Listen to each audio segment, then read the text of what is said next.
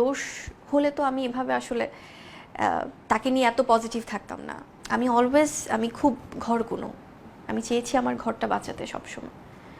তাকে সম্মান করে বা শাকিব খানকে সম্মান করে আমি তাকে যেভাবে জানি, তার দোষ খুঁজতে আমি যাব না দিন শেষে, যে সে কি কি করলেন, কি কি ছিল, কি পাওয়া কি না পাওয়া, বা কেন এগুলো আসলো।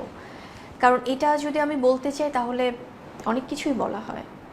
তবে ওই যে সম্মানের জায়গাটা আমি ঠিক রাখতে চাই, এবং তাকে নিয়ে আমি যত কথা বলতে যাব হয়তো বা দিন শেষে অনেক কিছুই চলে আসতে চাইবে। তবে ব্যক্তি বুবলি হিসেবে যেটা আমি বলছিলাম, আমি আমার 100 ভাগ দিয়ে আমি চেষ্টা করেছি, এবং আমি আজকে হয়তো অনেক না বলা কথা বলা হচ্ছে।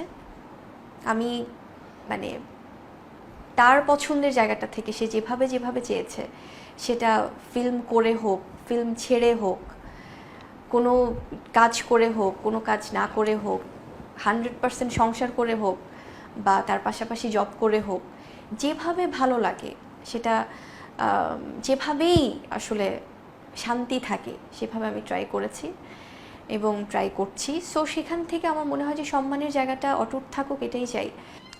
আমি আমার জায়গা থেকে যেটা আমি একটু আগে বলেছি, যে আমার দোষ হলে তো আমি এভাবে আসলে তাকে নিয়ে এত পজিটিভ থাকতাম না। এত কিছুর পরেও আমি তাকে এভাবে সম্মান করতাম না।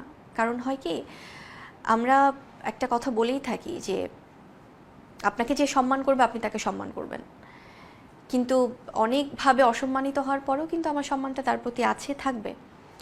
সো আমার দোষ না বলেই কিন্তু আমি হার্ট অ্যান্ড সোল ট্রাই করছি যে একটা ব্যাপারও ঠিক, যে যদি তার কোনো মানসিকভাবে যদি সে অন্য কোনো সিদ্ধান্ত নিতে চায়, এটা অ্যাজ আ হিউম্যান বিং সে নিতেই পারে, এটা তো কথাও বলতে পারে।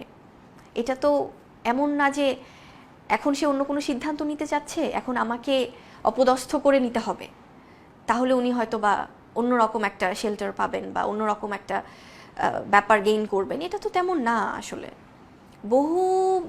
অনেক মানুষের অনেক কিছু হয়েছে জীবনে, যারা মিডিয়ার মানুষগুলোর হয়তো বা তাদের জীবনটা ক্রিস্টাল ক্লিয়ার বলে হয়তো সবার সামনে আসে।